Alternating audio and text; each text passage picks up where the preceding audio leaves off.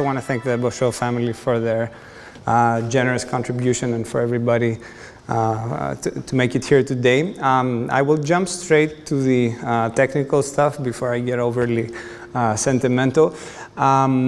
So as Philippe mentioned, the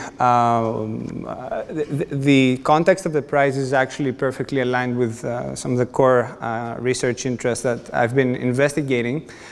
This will be covered in much more detail by our plenary speaker, Mr. Bart Boesmans, but I do already want to give you a bit of context about the African energy challenges because it motivates the specific topics that were proposed for the Beauchot grant so that you can draw the link between the two. So African needs for energy are actually quite different from what we typically encounter in, for example, US or European markets. One remarkable aspect is the energy access gap in Africa. Currently, more than 600 million Africans do not enjoy access to energy, and if we're gonna meet the needs of the continent for 2030, we need to build up 600 gigawatts of capacity, and the current plans for build-up are only up to 220 gigawatts. So you see that there is currently a serious energy access problem, but this will persist for years to come. And one thing that, one approach towards overcoming this energy access gap is renewable resources. So there's a number of international initiatives that are underway for closing this gap. Mr. Boesmans is much better placed to talk about these in detail. I want to focus on a specific one, which is called the African Renewable Energy Initiative.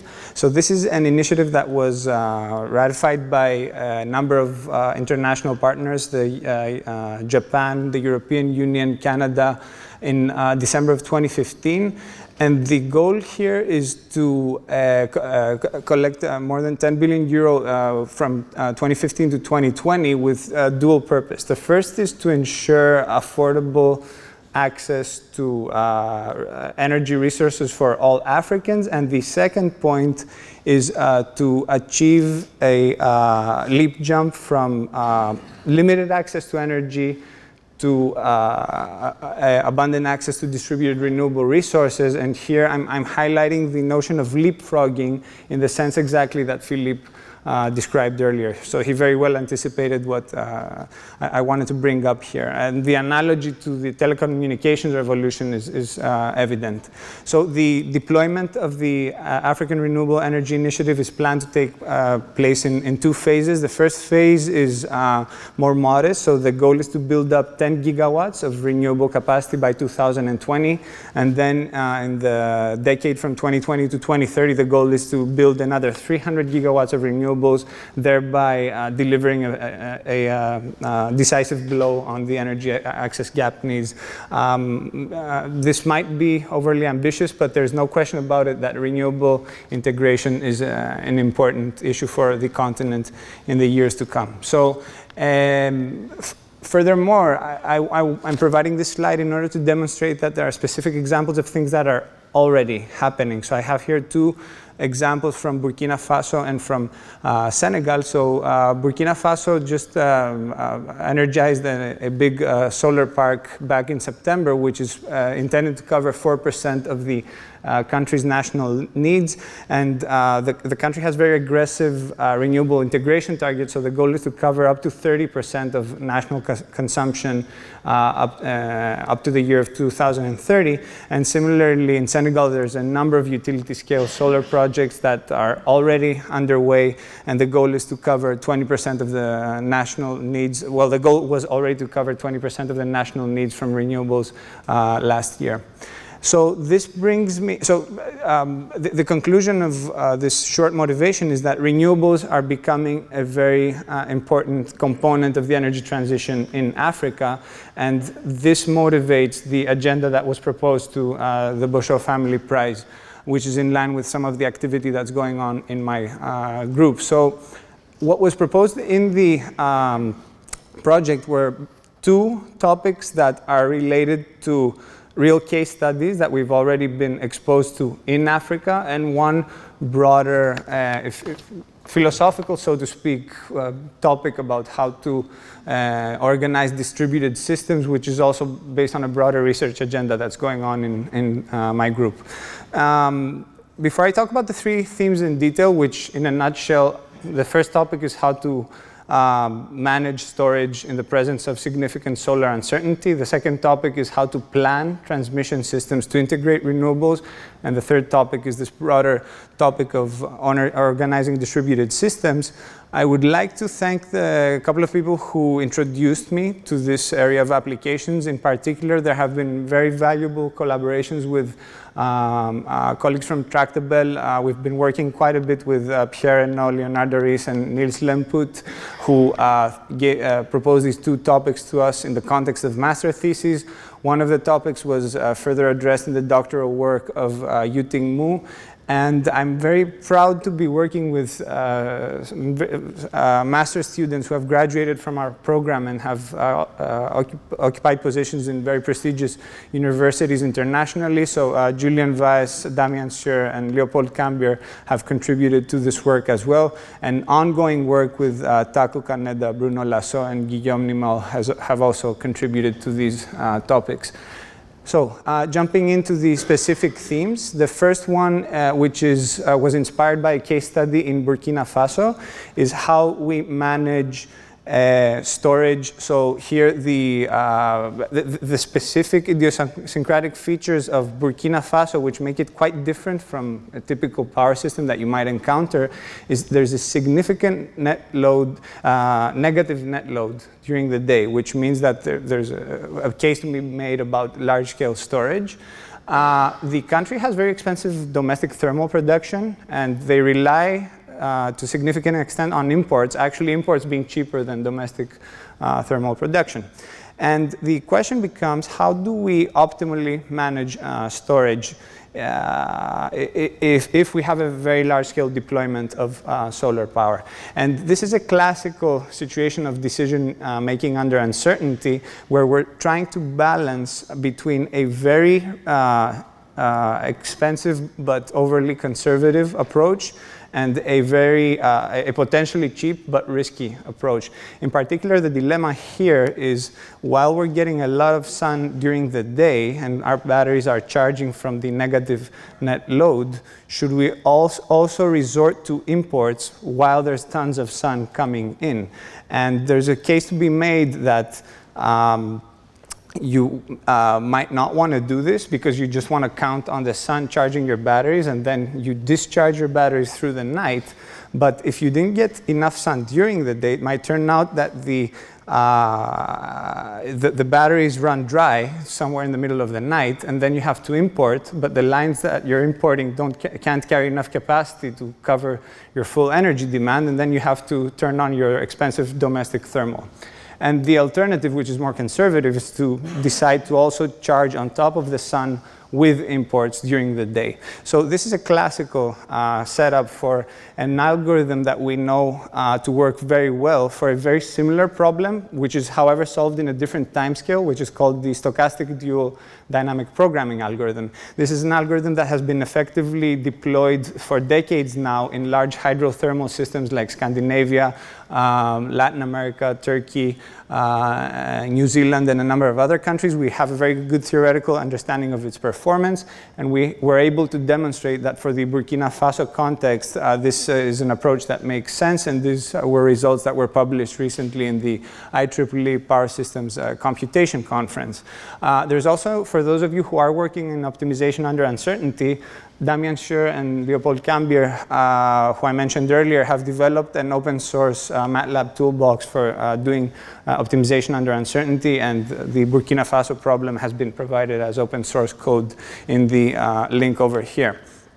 That's the first topic that we're now digging in deeper in the context of the third theme that I will discuss later. The second topic, again inspired by interactions with Tractable, was the planning of transmission, the greenfield planning of transmission. Now, another interesting feature about African systems, there's a lot of potential for expanding them. Expansion planning is a classically difficult problem for power systems planning because of its combinatorial nature. There's just too many combinations of things that you might want to do. And you've got to worry about quite a few things at the same time. On the one hand, you've got to make sure that you correctly account for the physics of the flow of power. You've got to make sure that even if the way you build the network, even if components fail, you can still serve demand. And also, when you're planning for 20 or 30 years down the line, there's a lot of uncertainty about what the future demand will be in different locations. So it's quite a challenging problem, in fact. On top of that, you're stuck with these decisions for 30 to 40 years once you make them, and they're quite expensive decisions. These are challenging and important problems, and the approach that we're investigating with Pierre Renaud in ongoing work in the context of Guillaume Nimal's master thesis is to take a two-step approach to tackle the problem. What you're seeing in the left there is the map of Burundi. The blue dots are consumption centers in Burundi, and the red dots, which I'm having a hard time pointing at from this angle, but I think that's a red dot. Those are supply nodes. And the idea is to connect the blue dots with the red dots, but to do this in a way that is n-1 reliable. So our approach to tackling the problem so far has been to, if you try and throw the whole thing at a commercial solver, it's just too many combinations of things to consider, so it's hopeless. Instead, we're dividing and conquering the problem through a clustering method, and then within a smaller group, so here's, for example, one group that we might want to attack. Still, if you want to tackle this with a commercial solver and n-1 contingencies, it's too heavy to solve. But if you attack it using Bender's decomposition, which is a technique that breaks the problem into two pieces. So what it does is it has a first step where you're deciding on investment on lines, and a second step where it's checking if these, the way you've built the network is actually feasible. This turns out to be performing quite well for the Burundi case study, so we're digging deeper in that direction. The third topic is a more a broader point of view of how to organize systems that are based on distributed resources. And here the interest is in particular in the challenges that are presented by distribution low voltage systems. So if you think of how I should operate a power system from top to bottom, including the distribution network, the moment you introduce the distribution network into the picture, things become very hard because the physics that we use to describe flow of power in distribution networks, using linear approximations of these physics, which are acceptable for high voltage grids, are no longer accurate. So we need to worry about reactive power. We need to worry about voltage limits and real power losses. And on top of that, there's just too many things that you need to worry about when you're looking at a distribution node. A typical city, for example, might have hundreds of thousands or millions of control points, as opposed to a transmission network where you only need to worry about 1,000 or 2,000 things, and that can be handled by commercial solvers. So the idea is to exploit the fact that I don't know if you've seen these pictures of the coast of England. You look at it from 10,000 miles, and then you zoom in from 1,000 miles, and it looks identical. And you zoom in 1 mile, and it looks identical. So it's actually self-similar. No matter how deep you go, it's always the same thing. And the strategy for this larger scale research project is to combine recent innovations that have been made in convex relaxations of power flows with our knowledge in stochastic programming to zoom really deep in, solve that bottom level problem, and take the solution and bring it one level up and repeat the same game over and over to come up with a decisive way to organize power systems in the future. There's more information in these links and a couple of conference and journal papers that already present African case studies. With that, I'll conclude the part where I discuss my proposal. I apologize, I have an English version because my French is not adequate for the event. So with that, it's my great pleasure to introduce Mr. Bart Boesmans, who's the Chief Operating and Technology Officer at NG Africa. He obtained his PhD in the Department of Mechanical Engineering at KU Leuven and is the former managing director of Laborelec and a visiting professor at KU Leuven. I'm especially grateful to Mr. Boesmans because he made himself available on short notice. So the floor is yours, and we look forward to an interesting presentation.